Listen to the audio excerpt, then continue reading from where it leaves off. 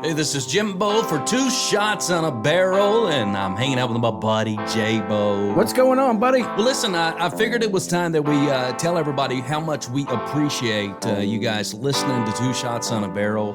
We would appreciate also, J-Bo, if they would go out and review the show, give us some good constructive criticism. But honestly, J-Bo, we like 5 stars and just really good comments. That's right. And if you could avoid doing it when you're really drunk, that would be a very helpful situation. You left a review for me on a page, and obviously you were 10 past where you should have been leaving that review. But yeah, just even if you have to lie, talk good about us, please. Absolutely. We're available on all kinds of podcast platforms, including iTunes, iHeartRadio, Spotify. You name it, we are out there. The other thing, J-Bo, is we would love to hear from you. If you know somebody that would love to be on the show, you can always reach out to us, J-Bo. Tell them how. That's right. We have an email, and we've had it for about a year now, but we keep forgetting to tell you we have it. It's 2shotspodcastshow@gmail.com. That's the number 2shotspodcastshow@gmail.com. Please send us an email. And I think the cool thing to tell everybody too, J-Bo, is we're very active out on social media. We've got a Two Shots on a Barrel group page on Facebook. You're also a TikTok guy. I didn't realize you were a TikTok guy, but we actually do TikTok, Instagram, and all kinds of we're on everything. We're on everything. We're not really good at it, but we're on there. So get on there, laugh at our TikToks, and I'm sure I'll get Jim on a TikTok here before long. All it takes is for one to go viral, J-Bo, and as crazy stupid as you are, it's probably going to happen. It's going to happen. Either I'm going to get frostbit doing these TikToks, or we're going to have them go viral. So we're excited about Two Shots. We are broadcasting out of our studios here in Main Street, Bourbon Country. It's a state-of-the-art studios where we're going to have many, many guests and many, many shows for you to listen to. That's right. We're right here in the Pearl of Lebanon. Lebanon Health and Fitness in downtown Lebanon, Kentucky, just sideways of Rigetti's restaurant.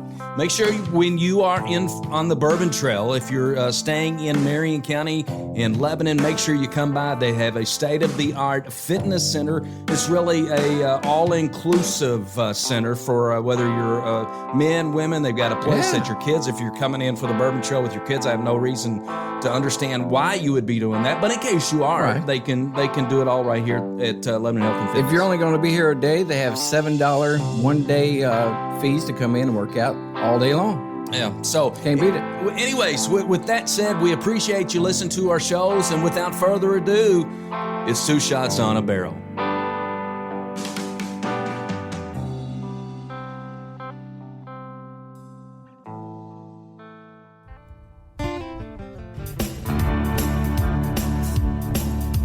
Two old boys ain't much for working. 2 shots on a barrel, and they're talking about bourbon. Talking about a few other things that they don't know. If you've got a question, no need to ask. They don't have a clue, so raise your glass. Take a sip with the Bowl Brothers. Now it's on with the show. From the heart of central Kentucky, the bourbon capital of the world, it's Two Shots on a Barrel with your host. A couple of hot shots of their own, the Bowl Brothers. All right, it's Two Shots on a Barrel. Back in the studio, it feels so good, J-Bo. No air condition, no heater. It's just the perfect temperature in the studio, finally. I mean, temperature, you can say it feels good. I just say it feels so good. It does feel good. Just like the old Alabama song, feels so right, baby. Just don't sing it. I mean, I can if you want me to. I know. So, J-Bo, did you have a very nice Halloween, I'm assuming? I did. We gave away about 45 pounds of candy 45 on my street, yeah. And I don't play around, though. I give the kids, if they're going to get out in that cold, they're going to get some candy. There you go. You make sure they get diabetes, right? Absolutely, absolutely. I know Mom and Daddy's going to be eating some of it, so I'll take care of both of them at the same time. So you've already heard a little snippet of our guest today. This Dallas Robinson, welcome to the show, first of all, my brother. Thank you. Thanks for having me back. Yeah, so this is an encore performance, J-Bo. You know, I love it when he comes in here because, you know, we need smaller people in here like myself to come in here and hang out for a little while, and that was just a big fat lie right there. Yeah. He's a big dude. Like his baby girl's bigger than you, J-Bo. Yeah. Well, most kids when they come out are bigger than me, so I mean that's not saying much, Jim. All right, so yeah, it's fantastic to have Dallas. We got a lot of things that we can talk to Dallas Robinson about, and we will today. There's so many different paths we could take. But so J-Bo, back to the Halloween thing though, man, that can get expensive for a guy like you that has a lot of visitors. Yes, you know, candy went up. I didn't know candy was so expensive. Dude, we're right in the middle of inflation. Haven't you heard? Well, listen, I used to buy the great big huge bags for a certain How much those bags cost now? I spent, it was like $200 worth of candy. Goodness gracious. Yeah, it was a lot, man. Yeah, I don't have that type of clientele out in the country, and I'm guessing, Dallas, that's not the type of trick-or-treaters you have out your neck of the woods as well. Yeah, I moved out there. We bought our place 8 years ago, and I've never had a trick-or-treater. Oh, man. And I'm not positive I've seen one, but I also live, 20 minutes out past Raywick. Yeah. On a single-lane road. Yeah. Not many 7 people miles out there. at the end of it. Yep. Wow. Maybe Yeah. we ought to send our kids out there next year and surprise him. Yeah. Just, no, don't do that. I may just be on the porch zombie. Before we go much further, a couple shout-outs. Our last guest we had on the show was Mike Kelty. Yes. With the Turkey Federation. Yes. And he, as far as I know, he still has those commemorative 50th anniversary bottles still available for you. $200, I think, is the price of those, and the money goes to the Turkey Federation. Yeah, go right here. And so it's good stuff. And as Mike said on our show, most of it goes on the ground. So. We'll again shoot you out something to remind you on the Two Shots on a Barrel page. But we were nice enough to get one of those bottles. But another way that you might have a chance, Mike has been doing these, what do you call it? Raffles. Mm-hmm. And so he will sell 13 picks at $20 a pop, and then randomly he's going to draw somebody. I did that this week. You did. And J-Bo, when I first turned on the Facebook to watch it, I didn't get to see it live. So I turned it on. I had picked number 8. Yes, you did. The reason that I picked number 8 is one of my favorite Cincinnati Reds players of all time is none other than number 8. Yeah. Joe Morgan. Yeah, that's what I meant. Joe Morgan was and honestly, here were my two thoughts. It was either going to be the second baseman, Joe Morgan, or it was going to be the shortstop, a guy that I believe belongs in the Baseball Hall of Fame, Davey Concepcion, number 13. All right? So I turn it on, and I'm watching the replay of it, and it's on number 8. I'm like, yes! I won this bottle! Sucker. So I push play. That's the number it started on. I'm like, crap. Yeah. So Mike goes through his spiel. He's got all the names there. He hits the randomizer. Guess what number showed up? 13. 13. Davey Concepcion. Yep. So, dadgummit. Look, you still got a bottle up there. I do. It's autographed. Yeah, everything. but we can't. I don't really feel like that's one we're going to open up. It's kind of like our Fitzgerald 1849. Did you see that one, Dallas Robinson? I see it now. The old Fitzgerald 1849, circa 19. I don't know, but it's 82, 83, That's fantastic. something like that. So our dear friend Billy Hill gave that to us. More housekeeping. Shout out to Good Buddies. Good Buddies, Ray Osborne, great craft brewery right here in Lebanon, Kentucky. If you're out on the Bourbon Trail, stop in, stay in Lebanon, Kentucky. Find you a good Airbnb, stay in Lebanon. They're open Thursdays, Fridays, and Saturdays. And then a lot of times during the NFL season, they're open on Sundays. So it's fantastic. Absolutely. I had the Swamp Fox. Who bought it for you? Ray Osborne did. All right. Ray Osborne bought that for me tonight. I know and you I told didn't him, spend it. yeah, I told him, no, listen, I had my debit card already out, ready to pay. And I said, we're heading down. We're going to talk with the Olympian, Dallas Robinson. We're doing a podcast. He's like, man, if you give me a shout out, I'll give you a beer. I was like, hey, let's go. Let's go. So that's where we are. Hey. Take it away, J-Bo. No, man, I tell you, you had a lot to say there, man. I mean, You feel better listen, now? I feel really good now. All right. Well, look, since the last time Dallas was in here, a lot of things changed in his life. And I'm going to tell you something. Becoming a daddy, there's nothing like it. And our buddy Dallas became a daddy since last time he was in here. So congratulations to you, man. And, man, tell us all about it. Tell us all about it. Thank you. I said this right before we went on air. Like, people my age, well, I'm kind of old to be coming a daddy. I'm almost 42. But my little brother, like, I swear he sneezed on his wife and they started popping out kids every time. I may be good, an Olympian or a decorated Army veteran or been to the White House and all that other fun stuff. But I'm just not real good at making babies. But You're good at making one baby, though. Yeah. Well, the one we got, she's perfect. And, everyone says, like, your life's going to change, your schedule's going to change, you're not going to have time to do this, you're not going to have time to do that. And, like, for me, like, it was my perspective on life that changed, not my actual, maybe my evenings are more busy. I'm sure they are. I have more responsibilities around the house, but those are easy to cast aside when you look at, like, your time horizon changes. You're not just living this life to impact those around you, but, like, you have a legacy. You're building something for someone. Just using the word love, it changes because it means something completely different. Yeah. And I've always been, like, kind of open about telling my buddies I love them. Yeah. It almost feels like cardboard now when I look at my daughter because, like, I really love my daughter. And, I've always wanted to be a papa. And, Chelsea and I have been married almost 8 years, and it took that long.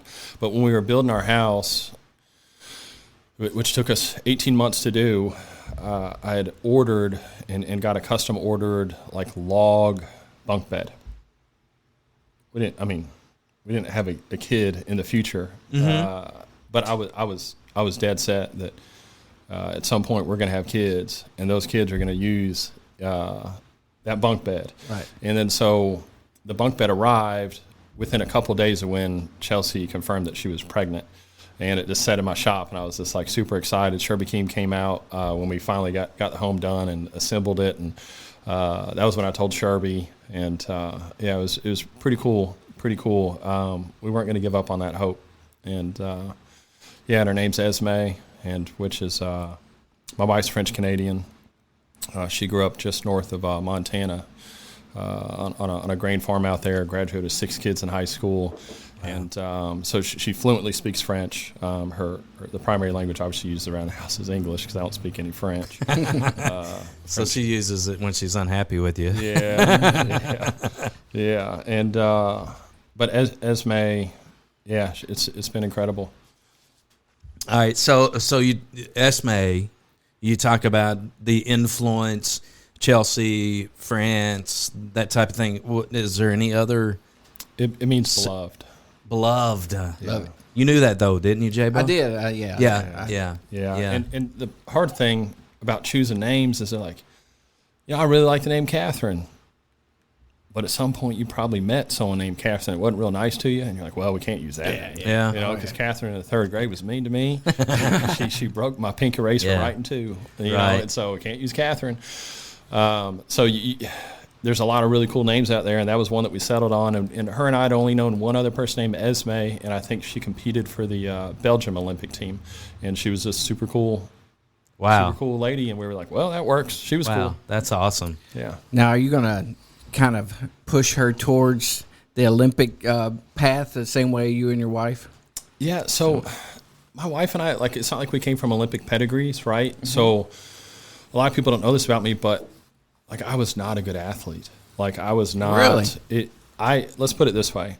I didn't, back when I was playing youth league and Pee-wee and football, there wasn't, like, minimum plays for the not good kids. Like, you just rode the pine. And someone sit with me on the bench. I was the kid that, like, I was over there just playing in the dirt. And I didn't step foot on a field and play in a game until my sophomore year of high school. And I started playing when I was 6 years old. Wow. So it took me that long to finally start developing. Chelsea didn't have high school sports. She graduated with 6 kids. Put it in perspective, she has 5 siblings. So the child population in her house was equal to her graduating class in high school. Holy cow. And so they would combine other schools to, like, create a volleyball team so they could have, like, a 2-3 game schedule. And that's it. Didn't have track, didn't have facilities like that. So neither her or I came from an Olympic pedigree. Neither her or I were ever pushed into it. But something that I had that made me uniquely and awkward was we moved a lot, and almost every single year we moved to a new school until high school, and then I finished out high school where I started. But prior to then, it was every single year we were at a new school, and so I was always a new kid. And every time I'd go to a new place, I would dream and I would hope that the teacher would realize I was actually the smart kid, because you get a fresh start every year, and then the coach would be like, "Oh, this hidden talent, this new kid, he's got the stuff." Mm-hmm. I hoped that they would find it, but I believed it myself the entire time, and I was always after practice dribbling the basketball, and I was always throw and catch to myself, and I was always doing all those other things. And as I got old enough to start going to a gym, I would drive my football coaches and my track coaches crazy, because I would go to practice, I would do morning weights, then I would go to the gym for 2 hours afterwards, and I just trained and trained and trained and trained, and eventually I started to develop. And when every other kid was playing video games during spring break, I wasn't. I kept thinking at some point someone's going to realize I'm good, I'm special, I'm a good athlete. I wanted it more than anything. And it just became a pattern for me that I didn't view weekends. I viewed a weekend as an opportunity to get ahead of the other people. I viewed spring break as an opportunity to get ahead. I viewed Christmas break as an opportunity to get ahead. And it was a madness. So by the time I was a senior with a 1.9 GPA, missed 45 days of school, I had actually developed into a decent athlete, but I didn't do anything else I was supposed to do. And so it was like really a struggle for me to get into a college, take the remedial courses, then have to take summer school courses, and to finally get up to the level where I could actually feel comfortable in a college classroom. And it was by my sophomore year, because I walked on my freshman year. I was a full Pell, full cap grant kid, like full federal aid. So I didn't have to pay that much my freshman year anyways, just due to our household income level. And that was at Morehead State University. And then I was offered a full ride to transfer to Eastern Kentucky University for track and football. And that was kind of really when I started coming into my own. I wasn't even the fastest kid in my high school. And that's coming from an Olympian who later was one of the fastest indoor short sprinters in the United States. But I didn't take spring break off. I never took summer break off. And by the time I was 19, 20 years old as a sophomore in college, I had 4 to 6 additional training seasons over the other kids. And it became very apparent that I was different, and that through those years of that dedication and that training, my parents were supportive, but you couldn't play sports if you also didn't have a job. That was it. That was the rule. You buy your own cleats. You do your own things. Right. They would show up to the competitions. You find your own ride home from practice. That was kind of the way we did it. And Chelsea was the same way. She worked all the way through high school. Her first job in college, she walked on. Keep in mind, she was a Canadian national champion in heptathlon, pentathlon, earned a scholarship, later became a world champion. And she worked the whole time through college, and she worked at a plastic factory and as a commercial roofer. So I don't want Esme to do that. I don't want her to have to be a commercial roofer, plastic factory, work at a lumber yard during summers to pay for a gym membership. But she's going to be a heck of a lot smarter than I am, and she can do anything and everything she wants to do. And I just want to help her avoid pitfalls and landmines, and she'll be good outside of that. Man, she's going to be like Superwoman. I don't know if I would have any worries about her at all. I mean, look at the genes being passed down to this young lady. No, I get it. I mean, he's okay, but Mama's a superhero. She comes in and he's second best in his house. Oh, by far. Of course you are too. Oh, by of course far. I am too. Look, we were cleaning this room up, and Chelsea was working circles around all the guys. I get man. it. No, I totally get it. Unreal. Wow. You know, so I'm listening to this. First of all, when I'm hearing about this whole deal with being a new dad and all this, and I'm as I'm speaking right now, I'm getting cold chills. I mean, just so you know. And then I'm hearing the follow up with, you know, your question. You know, is she going to? You know, you're going to push her to this, and then you hear this. I'm getting cold chills through that whole first segment. I tell you, Did you actually get cold chills through any of that, or are you just so? I think my feeling is I'm just so happy for you. I mean, you're so successful, and you won't tell anybody that because you're humble. But seeing you successful and super happy now. I mean, you were happy before, but you're a different kind of happy now. I was a totally different person when the mirror came around. Totally, it changed my world. And I'm just so happy when a friend of mine can feel that same feeling, because there is no other feeling. There is no other love. No, there is no other love. No, and there's no other title, like dad. To be dad, to be papa. It's so she's gonna call you papa. I think so. So tell me about that. I don't know. So you know, one of the routines is I would talk to Chelsea's belly. And I just started saying, you know, Papa can't wait to meet you. Mm-hmm. And so, yeah, that is kind of stuck. Yeah. So when I get home and I take over Esme, like I'll wear her, I'll cook dinner, and, you know, Chelsea will hand her to me, and she's like, Papa's home. And, but I think that actually started with our 3 German Shepherds prior to that. When I get home, they go bonkers. It should be like, Papa's home. So that's kind of how that started. Yeah. I was a dog dad first to three black German Shepherds. Yeah. And my wolf awesome, pack. Man. That's another reason you don't want to just show up at Halloween next year at Dallas and Chelsea's home. Yeah. For sure. Show up. No, thank you. All right, before we go much further, J-Bo, you want to tell everybody what we are partaking in? Or Dallas, why don't you is this the first time you have tried this? It is RD1, and it's finished in Brazilian Ambirana wood. Yeah, I can't say that. And it's my best guess. So what's your thoughts? You guys prepared me, said it was spicy. So I was thinking it was going to have quite a rye to it. But the bottle right next to it, which we haven't drank yet, the Knob Creek 9-year, I think it's hotter. Yeah. And they're roughly the same proof. The RD1's a little higher. So I actually think it's kind of sweet.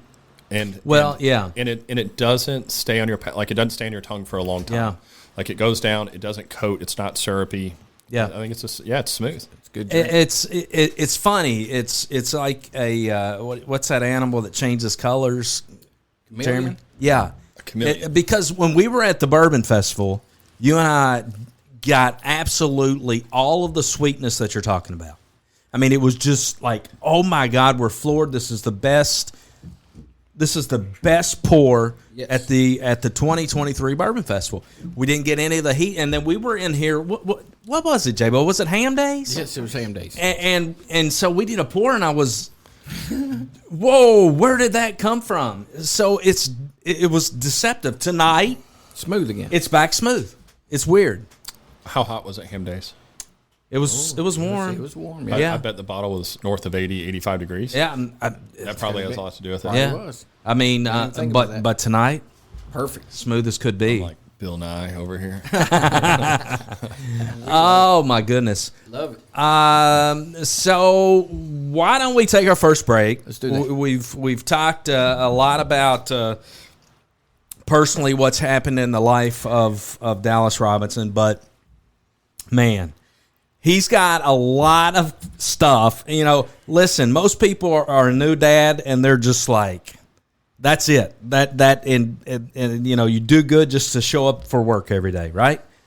No, not this guy. When we come back, we're going to dig into a lot of stuff because this man has been busy, J-Bo. Superman. And so, listen, it's it's one thing to be an Olympian once, but you're 42 years old and you decide that once is not enough? What? Are you kidding me? All right, so more with the Patriot, an Olympian, a dad, a papa, Dallas Robinson, coming back on Two Shots on a Barrel.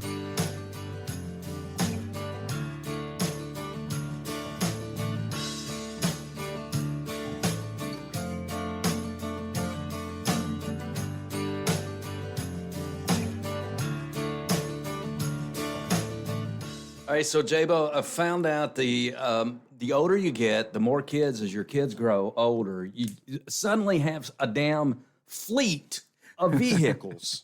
And the both of us, man, we can tell you all about it. We both have brand new 16-year-olds hitting the road. So let me tell you how often we're visiting big old tires these days. And it's important when you got your 16-year-old out on the road, you have good tires. Oh, absolutely. And the place to go, we know, is Big O Tires of Lebanon and Bardstown. That's right. Billy Taft has been doing this a long, long time. If you want advice on getting the perfect tire for the perfect vehicle, go to Billy Taft first at Big O Tire. And not only can they supply you with some great tires, they also can do oil changes, brake work, you name it. And here's the cool thing that really impressed me when I visited Billy Taft and Big O Tires the last time. That dude is customer service extraordinaire. Absolutely. He's been like that as long as I've known him. I've known him a long time. He's a great guy, just like off the court than he is on the court. He's just A+, and I love that dude. He's really, really genuine, and he knows his tires. And if you're having problems, let's say this weather's crazy, okay? It's raining a bunch. Go in there and let him put new windshield wipers on your car besides going and trying to do it yourself.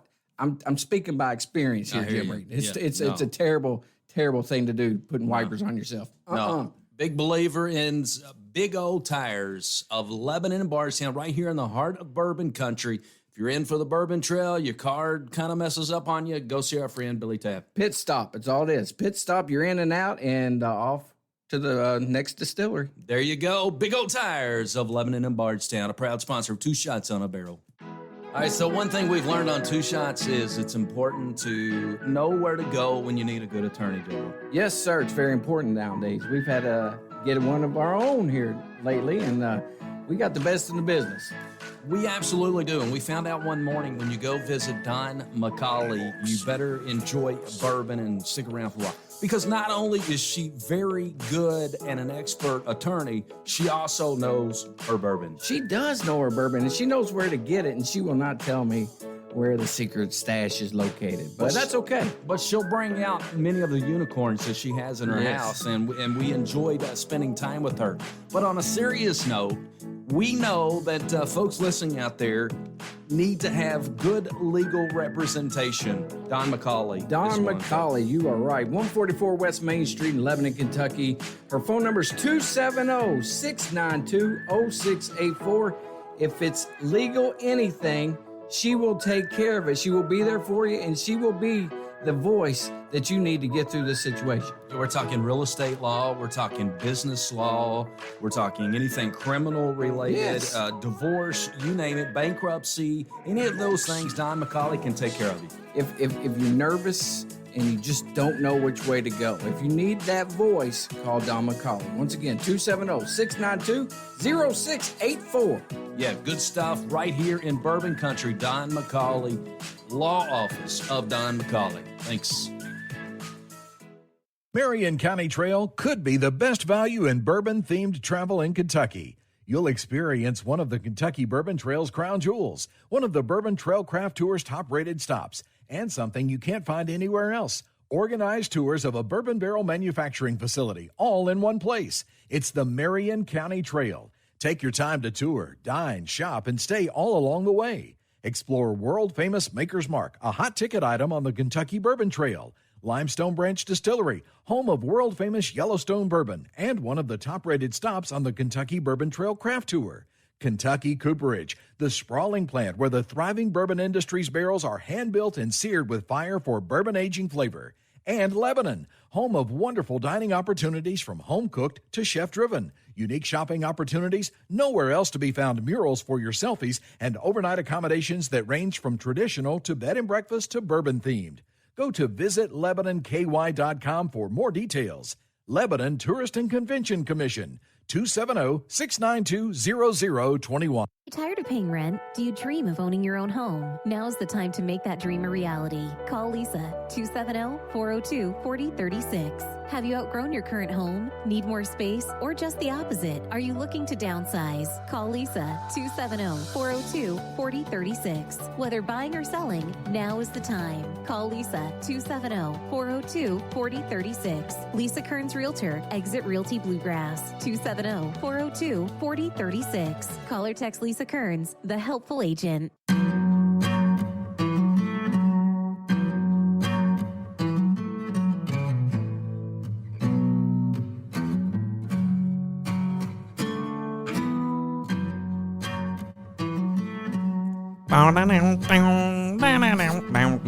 What are you whispering about? Nothing, man. You go. All right, back to Two Shots. We are with Dallas Robinson. Man. We have switched gears here. Dallas was telling us about one of his favorite bourbons. His go-to. Little did we know we had one up on one of our shelves. Dallas we may have been a benefactor of like a secret elf. Dallas might have been the one that planted that up there.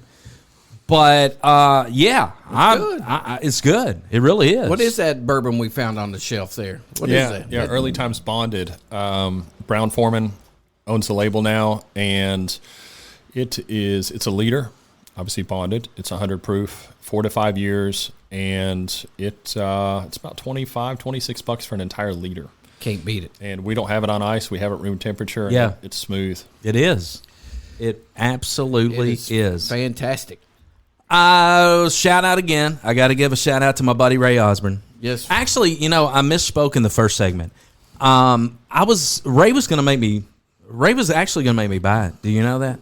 Oh, and I told him, I said, hey, we're going to do this podcast. And so Charlie Quarter, I think so, was sitting there, and he said, well, listen, if he's going to give you a shout out, you need to give him a free beer. Oh, I like that guy. And so I was like, and Ray said, I can do that. I was like, heck yeah. And if it's a shout out per beer, look, Dallas, he'll never be the same. He's going to go to a bar every time before a podcast. Does anybody want to shout out? Well, we're having some new shirts. This is some more housekeeping things. We're having some more Two Shot shirts, which I really like. I mean, this is just throwing the name out there, but don't you think they really look good? They look good. I think they're going to look fantastic. I haven't seen them, but you've seen the picture. So United Threads, Jason Thomas is doing those for us. Shout out Jason Thomas and United Threads. If we can get a little discount, we'll take it. He's awful. He's awful. I mean, listen, this is worldwide, J-Bo. That's a banker for you over here, man. I mean, it's worldwide. You're right. So if he's listening in, I think we'll get a little discount. But anyways, all right, back to Dallas. So we've talked about a new Papo. We've talked about the house. By the way, let me say this too, J-Bo. The attire that Dallas has on tonight. That he doesn't even. I can tell you what that means. What he's wearing. That is grandparents' last name, right? Wayland? Well, yeah. I mean, we Wallen, which I knew, but it's got a little. I feel a little Kevin Costner coming out in him tonight. Oh, I like that. See? I can do that. Yeah, I like that. Yeah, so Wallen's my middle name. And it was my grandfather's last name. They had 3 daughters, so no one carried the name on. The 3 daughters ended up having 8 grandchildren, and they just randomly chose one of the middle grandkids, the one that was kind of quiet, didn't talk a lot, me, to carry the name on as a middle name. My grandfather fought in World War II, Korean War, Vietnam War. Then he worked 25 years at General Electric after that. Halfway through that stint, he bought a little farm at the corner of LaRue, Marion, Nelson County. And they eventually saved up enough money to put a nice double wide on it, and that's where they retired out and lived. By the time he got to the farm, he had about 6 to 8 years, but when he was out there full time of a healthy lifestyle before he succumbed to Alzheimer's. So then it was just my grandmother out there. And when I got back from my last tour, and in 2014, he came out to visit my grandma and hung out with Stella Wallen. And we were hanging out, and true to form, my grandma was like, let's go shoot guns. So we went around back of the trailer, we were shooting guns, and there was a for sale sign back there. I asked her about it. She started crying. So apparently they've been trying to sell it for a couple years. Oh, man. And at this point, I'm stationed full-time in Frankfurt, and I'm living in Georgetown, pretty close commute. I'm coaching at Georgetown College, and I was just like, where are you going to go? She's like, I'm just going to move to Florida. So what's going to happen to the farm? And I just couldn't get away from all the memories and all the legacy just stopping and just dying. And of all the grandkids, I was the only one that also served in the Army, and I was the one that carried the name, and I just felt connected to it. So we went and got it appraised, paid the highest appraisal, and so I bought the original core part of the farm, roughly 200 acres in the double wide trailer, and then lived there for about a year with my grandma until she got settled and got her place there in Florida. And then, unfortunately, she was supposed to come back, and she passed about 6 months later. Oh, man. But right as she was leaving, a few things she was saying is, listen, Hoss, I don't think you understand how much work it takes to run a farm. And I'm like, well, you're 75, and like. Yeah, I have a general idea what it takes, and if you can do it, I can do it, and it is a lot of work. And then since there were times in there that they sold off parts of the farm to make ends meet, logged some of it, sold it off, and through the past 7-8 years, we've bought every piece of acre or every piece of land that was sold off, and some additional acreage as well. Awesome. So we've continued to expand the farm, continue to expand Wallen Ridge. And, super happy to be out there. But one of the other things she said, in addition to that, was at some point you're going to drive up this driveway and you're going to realize this is all yours. And I can't wait until you call me that day. And really up into, the first 5, 6, 7 years I've owned it, I never felt that. Like, it's theirs. It's their legacy. It's their ridge, and I just get to be the steward of it. And really over the last year or two, with the amount of changes we've made and building the ponds and building back the roads, I've kind of started, like, it doesn't look the same. I've started kind of feeling like I've left my mark on it. So, that's the story behind the Wallen. Look, that's cool. Look, when you get some T-shirts made, throw them our way. Yeah, I'll give you guys some ball caps. T-shirts my butt. I want one of those Yellowstone shirts. Yeah. You look good in that, man. Yeah. You look good I'm like... I can't do the Olympian size, but I could fit into a nice normal size. Good stuff, man. All right, segueing into Olympian. All right, so Dallas Robinson, bobsledder. What year were you in the Olympics? 2014, Sochi, Russia. All right, so 2014. And I was still active duty in the Army as well. Wow. Yeah. So, United States bobsled team.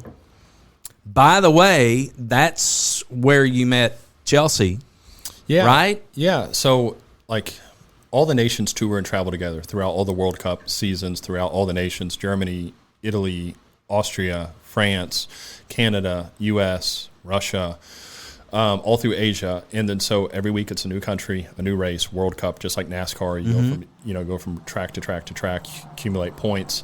And there's only so many English-speaking nations. And so Canada, Great Britain, us, and the Aussies, like, we would hang out and we would become friends. And Chelsea and I, like, my driver and I, Nick Cunningham, went to Switzerland early that year to get some ice time during Christmas break, to kind of get ahead, because that's where World Championships were going to be that year. So to get more ice time. And so that's what we did. And the Canadians arrived a little bit early as well. So we didn't have all the nations around. And so, met her and her teammates. And but I always hung out, other than the U.S. guys, I primarily hung out with Canadian guys. And, this is bad. I'm supporting bad habits. But I would pack a bag of chew and dip on tour, because in Canada it's like $25 a tin. Wow. Yeah. And I'm like, they'll pay you in Kentucky just to take it. Like it's everywhere. Yeah. So I would pack like 200 to 300 of them. And for some reason, all the Canadians chewed. Yeah. Like, I mean, it was gold currency. I could be like, guys, I need you to sand all my runners and pay for my meals for the week. And here's 1 tin of Kentucky tobacco. Oh, They'd be wow. like, absolutely, eh? I'm like, all right. So, yeah. That's cool. So you were a young guy then. I mean, you were a young guy then, doing this, and I can't imagine the preparation that you, not just preparation. I mean, you've got to be daggone good to qualify to be on this team, and you did. Mm-hmm. Now, let's fast forward. Let's fast forward 2023, J-Bo. Dallas Robinson, new papa, businessman, entrepreneur, 42 years old. 41 and change. Always round up. All right, so 41 and change. And I'm looking out at some social media posts. I'm like, what's going on here? Mm-hmm. And you were once again trying out for the United States Olympic bobsled team. Mm-hmm. Tell me about this. I mean, how? Yeah. So typically the peak of an athletic career for a speed and power sport. So like Johnny Quinn and I were the only 2 new bobsled athletes that made an Olympic team in 2014. All the rest were carryover Olympians. It's very difficult to make a team like that when you're competing against people that already know how to do the sport. And you're coming from, Johnny Quinn was from the Green Bay Packers. He came from the NFL. And I came out of a professional track and rugby background. So it was just us 2. Over that 4-year period, the hundreds and hundreds and hundreds of Division I athletes and professional athletes that tried out, Johnny and I made the team. And then at 31, 32 years old, still a few years left on my Army contract, I decided it's time to take all that time and all that commitment, all that discipline, the thing that gave me handwritten letters from 2 seating presidents of the United States for my military career, and the thing that allowed for me to be the 1 in a million Olympian. I can apply that to business. I can apply that to a family. I can apply that to other areas of my life, all that effort. And that's what I did, and that's what I've done over the past decade. And the bad part about it is, like, you start seeing yourself in the life that you're building, and it's incredible, and it's the life you always dreamt of. It's the life I was telling the New York Times in 2008 I wanted to build when I wasn't yet an Olympian. But I was a curious case that they came to Kentucky to interview 6 years before I became an Olympian. And the reporter said, in his whimsical way, I think Dallas believes he will be an Olympian. And for some odd reason, I do too. Damn it, cold chills again. There it is. So that same boy that didn't take Christmas breaks off, that was waiting to be discovered as a talent, that was waiting to get the attaboy from himself.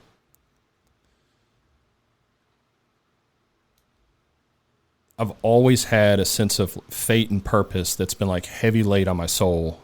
And the burden of that is a restless desire to continue to improve myself against myself, me versus me, for the betterment of those around me. And that burden has been a blessing, and the blessing comes from the obstacle that's in the way. And I've always been the thing that's been in my own way, and I've always been the one cracking my own whip. And when I continue to look in the mirror at what I'd accomplished in the business world and the life I'm providing and we're providing for now our family and the beautiful life that we have, I stopped. And this is hard to say, and I don't want to. There's only so many words to describe feelings, right? I stopped feeling like a killer. Like I had lost that in me. And you look in the mirror and you take a photo and you take these before photos.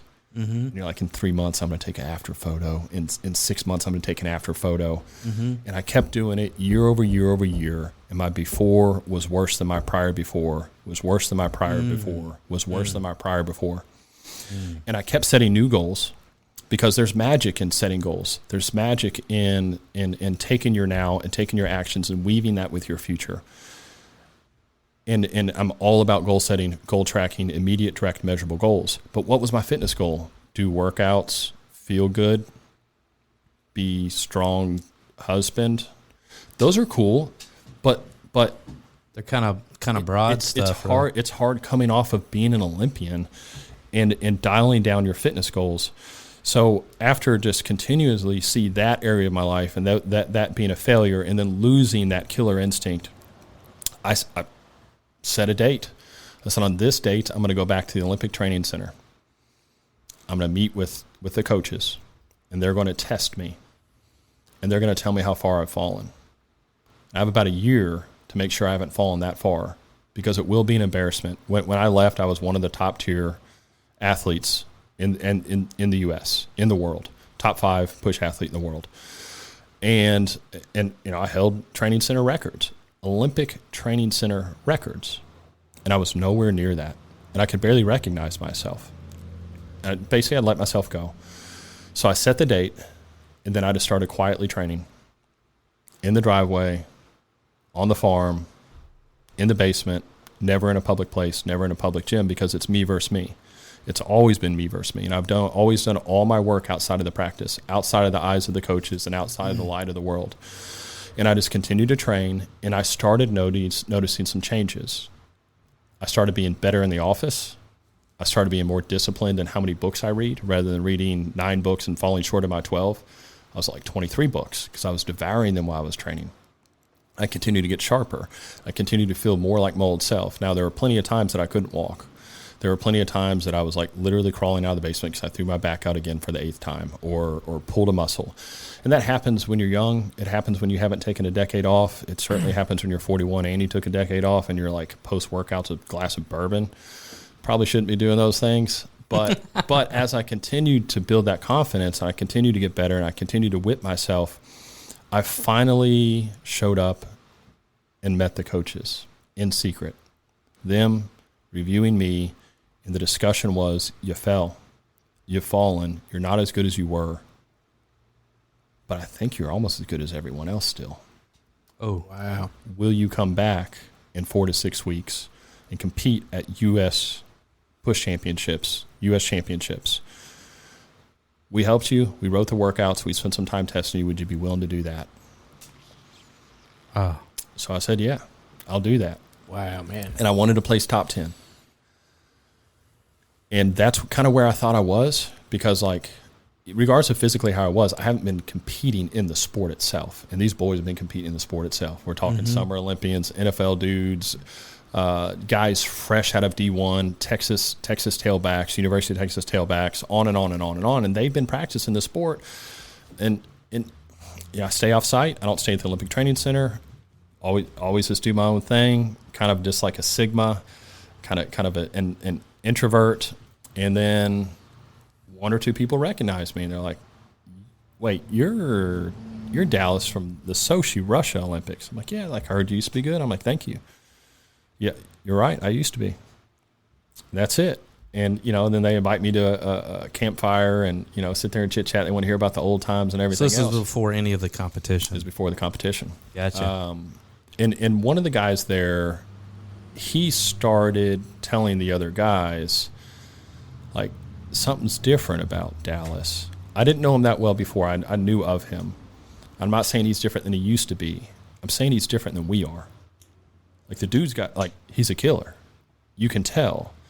And who cares if he hasn't competed in 10 years? Who cares if he's been training himself? Who cares if he's 42 years old? You can tell he knows how to do those things. And I think he's going to surprise some people. My strength coach, Ambrose, said the same thing.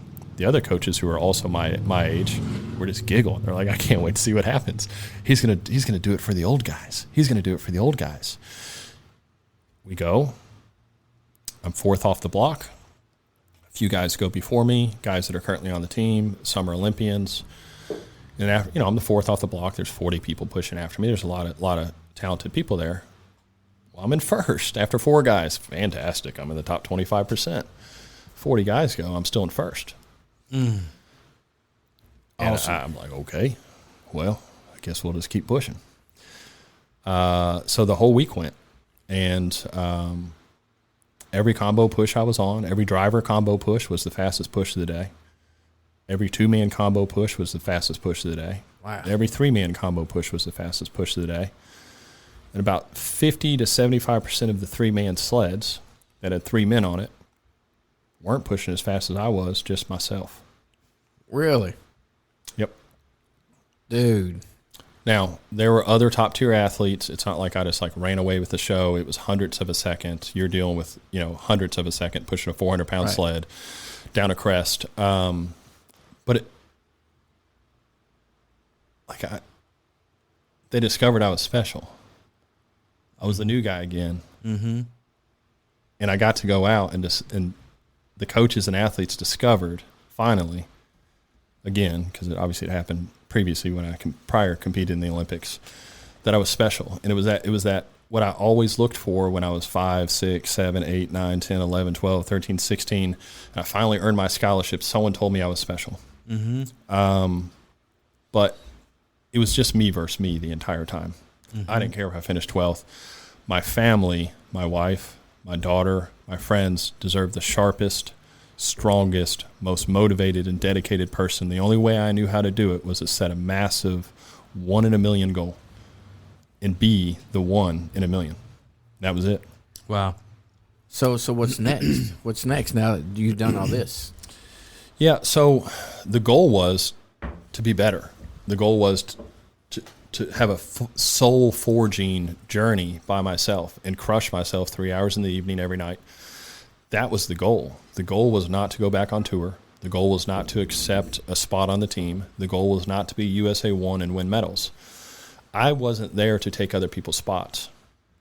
The result was perhaps that people understand I can take whatever spot I want to, but that doesn't mean that was my desire. And I gave my word to Chelsea that I'm not going to go back on tour for 6 to 8 months.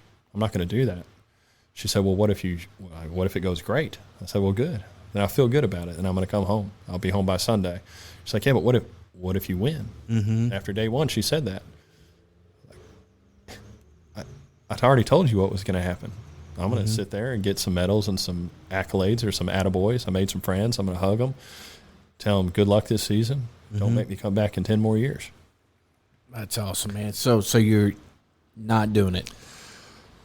I may go back next season because we got a couple years for the Olympics. So they'll do this whole World Cup season, World Championships, so on and so forth. If I go back next season and I'm top 3 again, and I actually feel as if though I can carry that level of fitness through an entire season, it's different showing up for 1 day or 2 days or 3 days of competition. Right. Mm-hmm. I got to show up for 6 months. That's where age starts getting you. You can be a killer, but can you be a killer every single day on the track, every practice, every country, every race? Can you hold up for a season? And I don't know the answer to that. I don't know if I'm willing to miss birthdays and Christmases and Thanksgivings to find out the answer to that on a soul-forging journey. So, yeah, we'll see. I'm going to start back training, and by the time U.S. Championships rolls around again next year, I'm going to be a monster and significantly better than I was this year off the couch.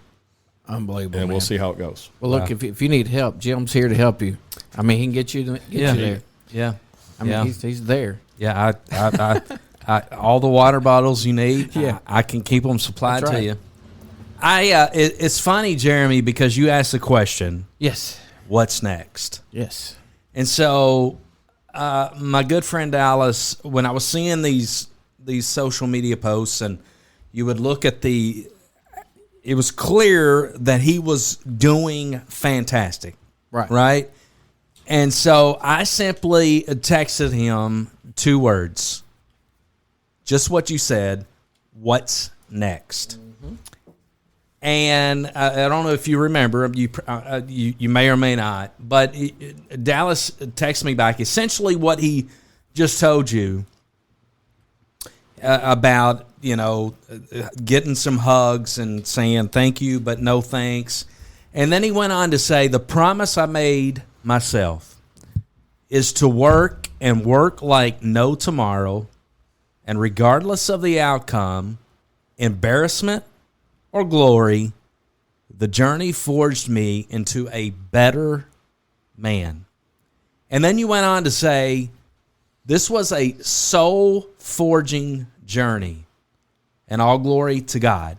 I will not accept prizes or glory for his designs on this. That's powerful. And what you talked about just now, and what you maybe necessarily didn't talk about, is the faith part of how all this played in. Mm-hmm. And that was, when I read that, I was like, oh, that's some powerful stuff. That's some powerful stuff.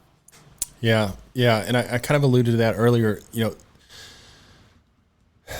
faith is heavy laid on the soul if you accept it. Mm-hmm. And by heavy, I mean dense. It's real. It's palpable in the air.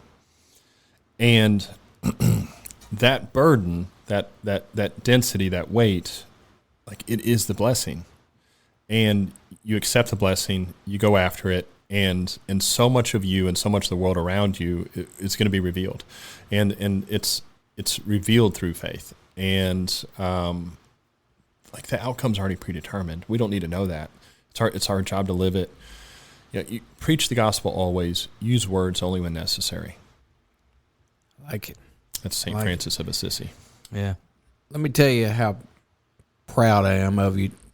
Proud that he's my friend, and he's done these things, man. Is that a tear coming out? No, man, I cried before I got here. I mean, gosh, dude, it's you know, I like seeing everybody eat, man, but this dude just had the big old buffet and still living large, man. I'm proud of you, dude. I mean, everything you do is top notch. And if nobody in the world tells you that they're your fan, I'm going to tell you right now, I'm your biggest fan, dude. Rooting you on. No matter what you do, if you're just going to be a dad the rest of your life, I'm rooting you on, man, because you're something else. Let me ask you a question, J-Bo. Yes. He's talking about all this training, and he's down on the farm, and it's all, nobody's seeing him do it. What powerhouse movie does that remind you of? Rocky? Yes! Yes! Give me a high five on that one. That's him, man. I wanted to say, na, na, na, Oh, na. yeah. I mean, seriously, that's what it reminded me of. Rocky, like pounding on the carcasses in the freezer. I mean, it's like Dallas, Rocky Balboa. You know, kind of stuff. When I first got well, not the first time I got to meet him, but him and Shawn came in the room together with their partnership here, and I was like, man, two different planets just walked in, but you know different what? spectrums, yeah. But they got the same mentality, the same outlook in Same life. intensity. Yeah. They still got that goal that's right there, and they're both staring at that same goal. Yeah. That's why that partnership works so well here.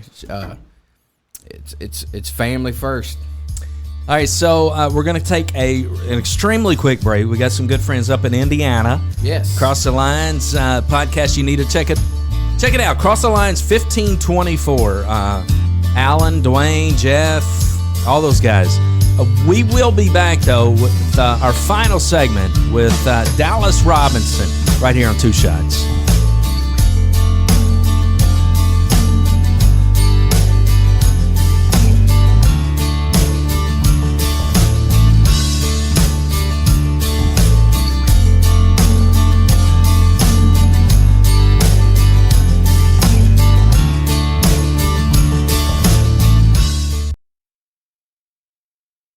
Are you looking for a clean, fun podcast that you can relate to?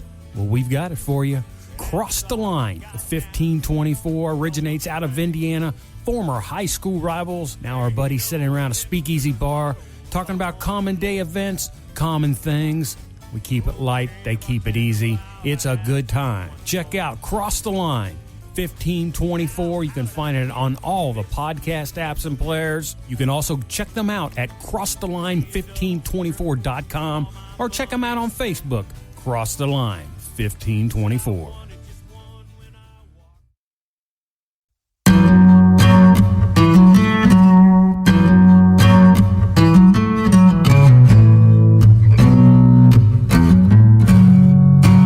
Oh, yeah. Oh, Alan Stanger. Cross the Lines 1524. those guys have legit become good buddies of ours, J-Bo. Absolutely, man. If you need honey, if you need alligator meat, or if you need a four-wheeler, those guys will take good care of you. Love them all. And they love to smoke a good cigar. They love an outstanding Kentucky bourbon. They frequent the Bluegrass State often. And they have a mutual friend that we all love dearly, and that's Stephen Fonte. Stephen Fonte. Yes, man. Top notch. We are hanging out with Dallas Robinson. Boy, this has been a fun show. It's been. I'm not sure now that I think about it. I've really ever had a show on Two Shots that I've had so much cold chills going on. I know, man. You know, we've come a long way since our first show with you. I'm pretty sure that was a good time had by all that night. There was no question there was a good time had by all that night. We're really behaved. It might be because Shawn's not here. He was probably the guy that got us all in Shawn trouble. Woodyard, we talked about the killer instinct that Dallas talked about. Shawn's got that, but that night it was a different kind of killer instinct. Shawn learned how to smoke a cigar that night. Yeah, I did. That was hilarious. Yeah. That was honest to goodness. Dallas, you look over to him and he's describe it. I mean, only you could describe it, but it was clear the guy had never smoked a premium cigar in his life. No, but he did it with intensity. He did. Like full effort and intensity. Yeah. Oh, gosh. Awesome. By the way, we made a promise that night when we had you guys in here together that we would have you back for individual shows. And, of course, we're fulfilling that tonight with you, and we're definitely going to get Shawn back in here. Your all's number one person, though, is Amber, and I really feel obligated that we need to have Amber on the show because she's the real true story that keeps you guys operating like a fine-tuned machine. Mm-hmm. Yeah, she does a great job. She does a great job because like Shawn's here more than I am because obviously I primarily work in E-Town, Glasgow, and then I live 45 minutes from town. So I'll usually schedule a day to come in week, work on the real estate, work on the gym, work on the building, and meet with her and Shawn. And so she has to juggle the different requests and demands and reporting and everything else of Shawn and I. But then we have tenants in this building, mm-hmm. right? So like we have 8 tenants in this building as well. So she handles all the billing. She's primary on building maintenance. It's a 30,000 square foot building. We've replaced numerous HVACs this year. We're constantly making upgrades, adding additional apartments, new floors, on and on and on. And then she has all the membership services, signing up and taking payments for all the members. Like there is no way. Security. Yeah, security. I mean, you don't want to get on that side. No, you don't. You don't want to get on that side. No, sir. You just rather have me or Shawn get you than Amber get you. That's a fact. Yeah. So she keeps it all running. Like she's the sole reason that Shawn and I can still keep a life outside of this business is because Amber chooses to give her life to this business. She really does. Yep. And she's running a business downstairs. She's a personal trainer. She does what I'm going to say holistic medicine kind of stuff that if you have any questions on stuff besides just regular medicine, she can tell you the healthy way. Yep. She teaches courses as well, like yoga classes. She just got a couple certifications outside of just yoga, but also specific to personal training and strength training. Yep. She's always learning. She's tough, man. She's tough. Shout out Amber. And she has like 36 kids that she's taking care of too, man. I mean, gosh. And they're all sweet as can be. You love them to death. So moving right along on that subject. So, gosh, like you haven't had enough to keep you busy. Mm-hmm. You reached out to me and J-Bo a few months ago and said, I've got this idea, guys. And you kind of sent us a semi-business plan to look at, and we were both like, oh, my gosh, are you serious? It's cool.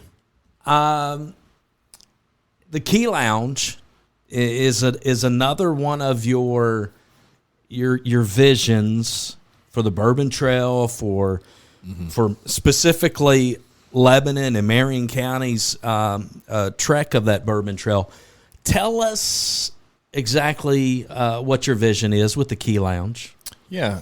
So with Diageo and Jefferson's coming here with Maker's Mark, Limestone, with the Kentucky cooperage and everything else we have here, it puts us top 3 or 4 on the map for bourbon tourism.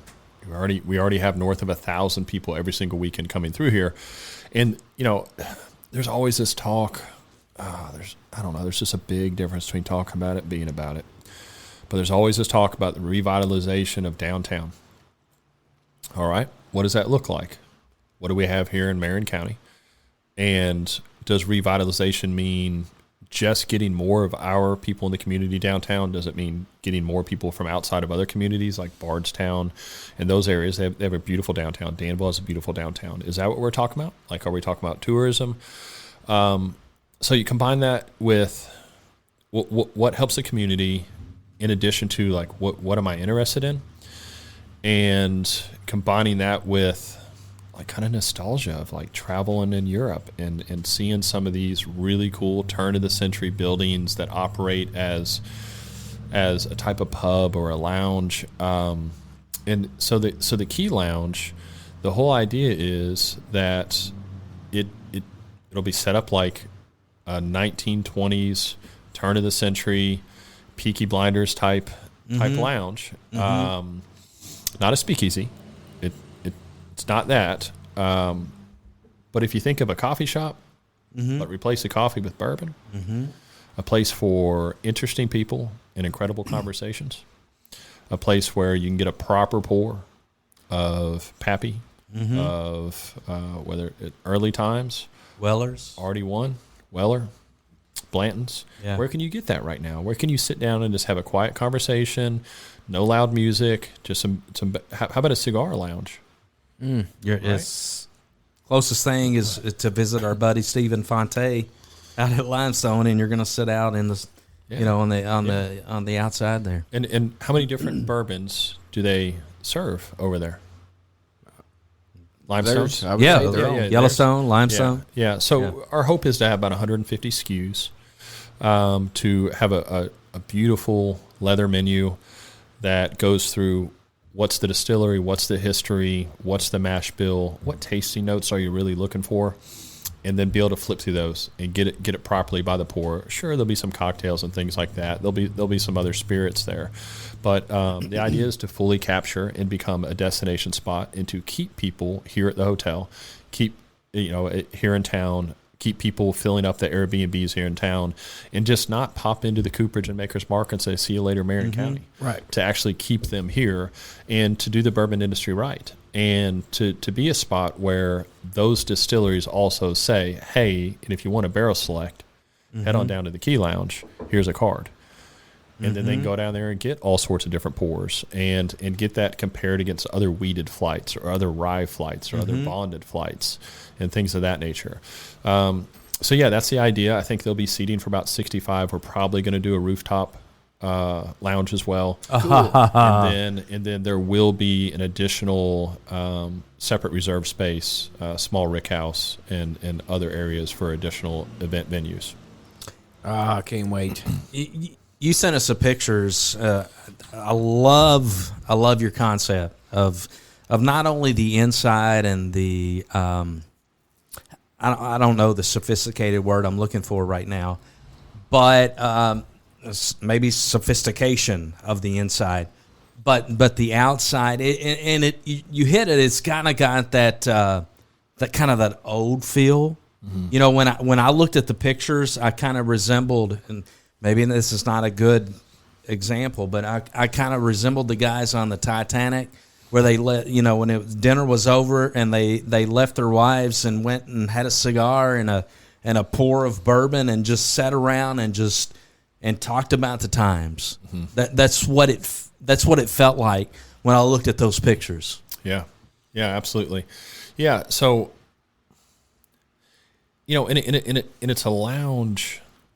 Like when you think of a pub, you think of certain things. You think of warmer beer, Right. dark beer, right? You think of a brewery, you think of something else. All sorts of different flavors of beer, fresh beer.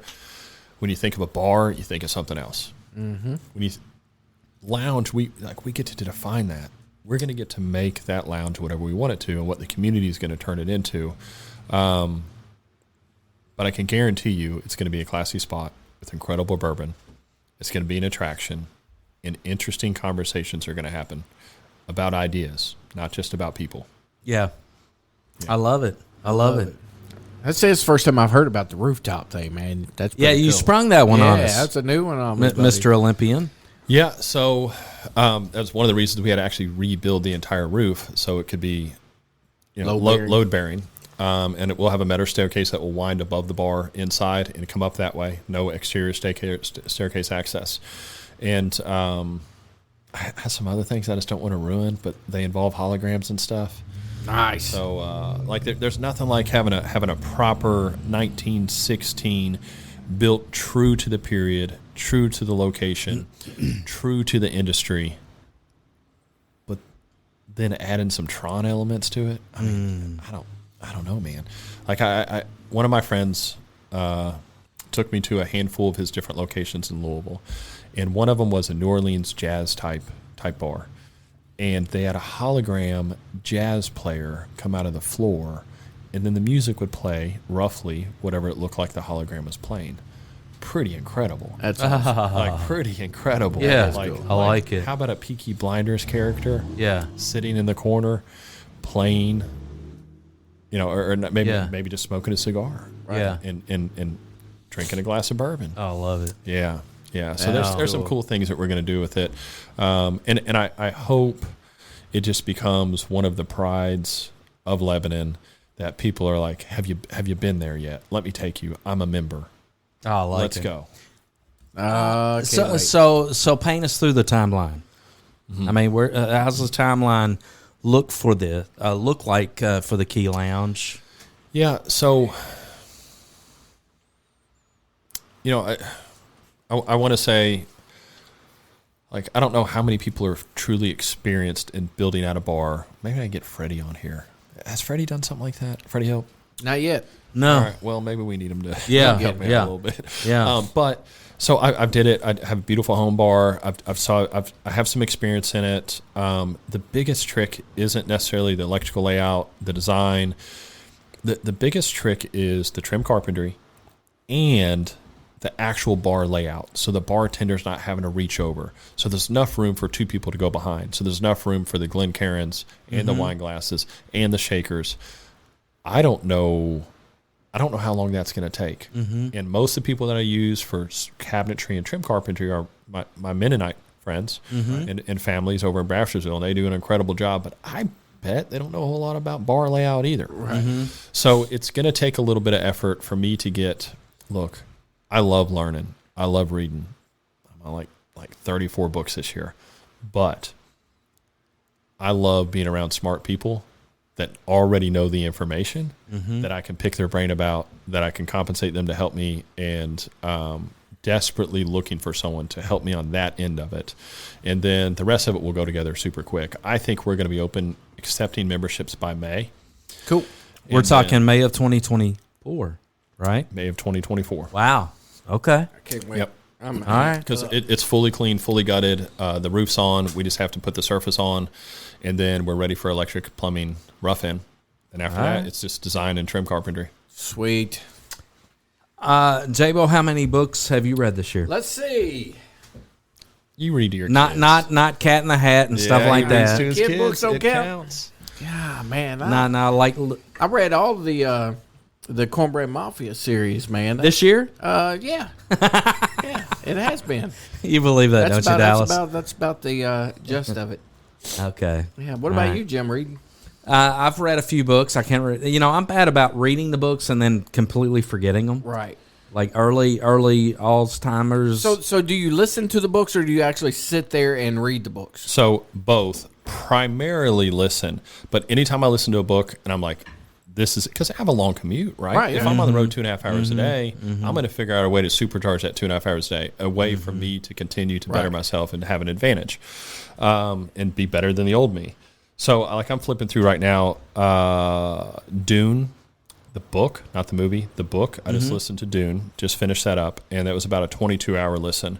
The one before that was Titan, which is the Rockefeller story. Ron Chernoff, that was a 35-hour listen. And then the one before that was like Defiance of the Fall, which is like a lit RPG adventure. So I'm all over the place. I usually try and do something spiritual, something educational, something biography or history, and then I'll flip to some fantasy. Gotcha. And then I'll just kind of rotate through that. Otherwise, I would just sit there on some fantasy series, listening about Zach stabbing dragons in the woods with his hammer, and I'm like, what am I listening to? Yeah, right. I think I could handle doing the listening. I need to try that more often because if I have a book in my hand, I get distracted, put it down, and never come back. Yeah, But the people reading the book to you are better at it. Yes. Than just doing the voices and reading the words than we are. Why would you not? Yeah, I totally get it. Like I think I could read any book in the whole wide world if Morgan Freeman was reading it to me. I really think that. Or the other gentleman that was in remember the movie where he is the kids are playing baseball and they hit the ball over into the yard. Sandlot. Yeah. What was the gentleman that had played with Babe Ruth and all those and had the Babe Ruth ball? An incredible voice. I mean, they could read the dictionary to me. James Earl Jones would be the best. James Earl Jones. That's it. J-Bo, you did it. You said it. He's amazing. Great job. Yeah, I mean, just incredible. But you're exactly right. I mean, J-Bo, there is hope. We are. It's officially November. We've got 2 months left. I mean, I think you can put in about 20 books in that time period. Maybe take that 0 off, man. We'll be on it. Good 2, solid 2. We can do it. Oh my goodness gracious! Something to do while I'm sitting in the deer stand. Listen to a book. I can do that. Yeah. But the thing is, mowing the lawn. Mowing lawn. That's true. Yep. Picking up Halloween decorations. Well, I want to take back the deer hunting thing because that's when I connect to nature, man. All I want to hear is the crickets, the deer. I get it.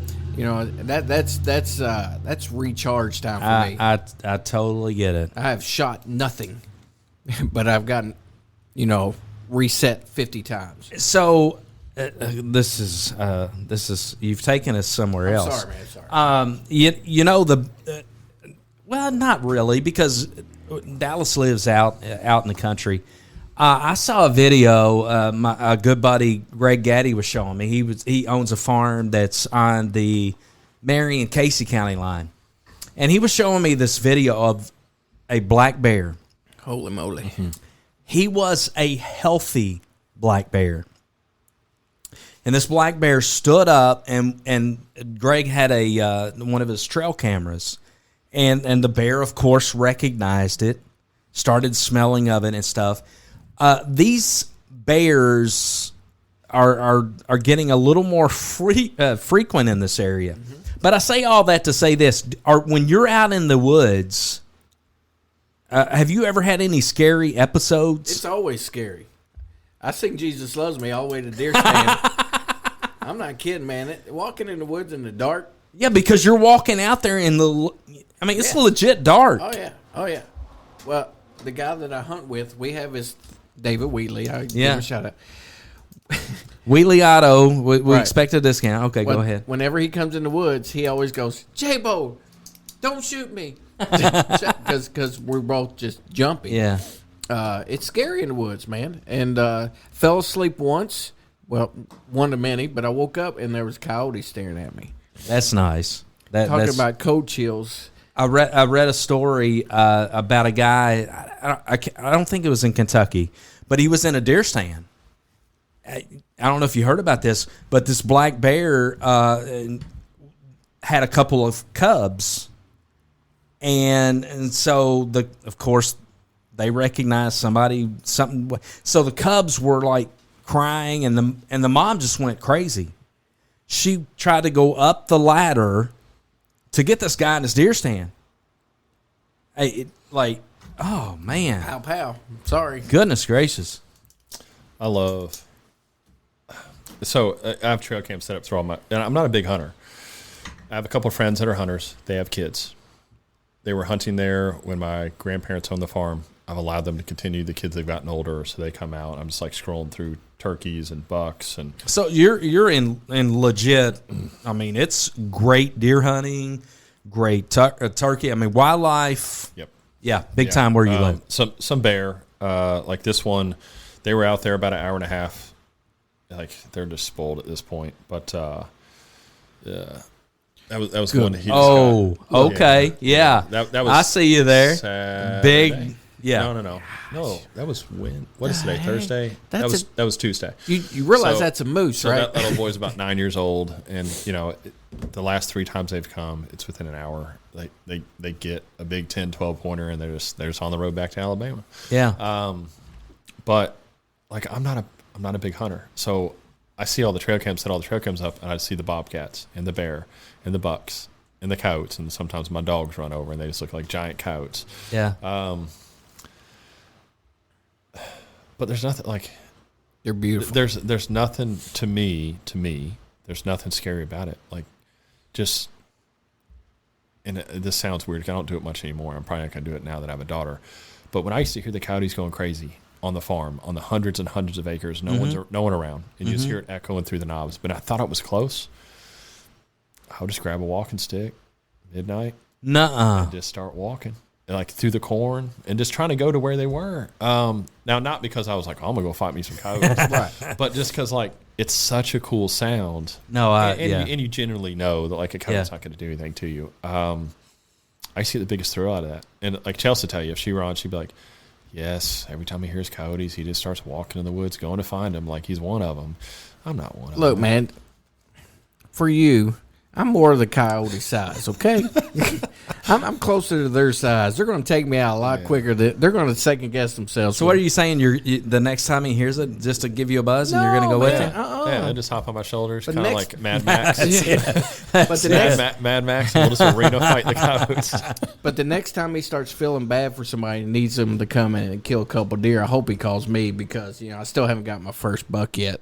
And that 9-year-old, that 9-year-old's just spoiled. I'm beginning to think that you could get that on my front porch. No, but my God. No, I'm beginning to think that you don't want to hurt Bambi. No, I don't mind because I have freezer full of meat right now, and you know who to take it to too. Yeah, Mike Kelty. And, yeah. Hey, good taxidermy. Do you guys know one? Yes. Who? I'll give you the number. Okay. Off the air. You don't know the name? Well, they don't pay us anything, so. Sorry. Okay, that's true. They might after you tell them who it is. I might get half off if you say it. Actually, he's retired, but he still does stuff on the side. So I have some steer, some longhorns. I'm getting processed, grass-fed, grass-finished in April. Yeah. Okay. And they're not even going to be 2 years old yet. And some of their horn, I mean, from me to you, at least, across this table. Really? Oh, yeah. Yeah, I think they'd be beautiful. Oh, wow. If I could get, one or two of those. I'll hook you up. Well, if you've got an extra, we've got a great wall right there That's what we'll do. That a longhorn would absolutely look gorgeous. Don't you think so? Yeah, we already have a bobcat that we didn't kill hanging up. I can honestly. That was Will Farmer's. Right? Will Farmer. It was. Yeah. It was. I like absolutely Will. good kid. He's a good kid. Man, great show. I mean, what have we missed, J-Bo? What have you missed? You know what? I got to hear everything I want to hear this time around. I got to hear that you got a man crush on Dallas. No, I'm only because I can fight coyotes. yes. And he has 46 point bucks running around on his farm. Yeah. That's crazy. No, I'm just, man. It's good to see good people do big things, and that's you to a T, man. I know a lot of successful people and people doing big things get like us, man. We talk all the time. Small towns, there's people here that don't want you to be successful. Yeah, there's some people that's got your back in the small town, but man, you just gotta block out those people, man. When other people are successful, particularly if they're not as smart they're not as talented, but they're successful, I mean, that gives me so much permission to do the same. And if they are smarter and more talented and they're really successful, I'm like, but maybe I can almost be as successful as that person. Anytime anyone has success, regardless of the level of it, like if you can't root them on and if you can't celebrate them, knowing that success is infinite, it's not finite. It's not like there's limited resources of love and success. There's not. Right. And anytime someone, like, I don't even care. I have no idea who the teacher of the year is. But when they announce it, I'm excited for that person. It's probably the first time I've ever heard their name. Root them on, man. You have to understand that, like, the people around you that are having success, whether you know them, whether you love them, whether they're in your corner, whether they're in your family or they're in your friend group, their success has paved the way and given you permission to have success, maybe in the exact same category, the exact same industry, or maybe different. It should motivate you. Yeah. Like I can't fathom having to live my life unhappy to where you just want to shoot everybody down. And it's not just this community; it's all over the world. Be nice to people. Be happy for people, and I promise you, it will come back to you. People will treat you the same way. J-Bo, I'm always like rooting for you. Oh, I appreciate it, man. I appreciate it. I have one person. Yeah, you versus a coyote. I got you. I'm rooting for you. Look, I don't like those suckers. Yeah. Well, it's been a great show. I want to personally, we've told you many times how appreciative we are of you and Shawn for allowing Two Shots on a Barrel to operate out of the beautiful building that you have here in Lebanon. We're proud of the studio. We're proud to call it home. We've extended obviously an invitation to you and Shawn to any time you want to come in here. It's your building, for God's sakes, right? But we really, truly, honestly appreciate you and your hospitality here at this place, and what do you got to echo on that? It's just cool that you would even think of us. When you had a place up here. I mean, you could be like, y'all be all right. But no, you say, hey, come here, let's talk. Yeah, you didn't have to do that. Yeah, you really didn't. And honestly, we would be easy to evict anytime. But you've always been gracious. Anything we've asked for, you've said, let's go.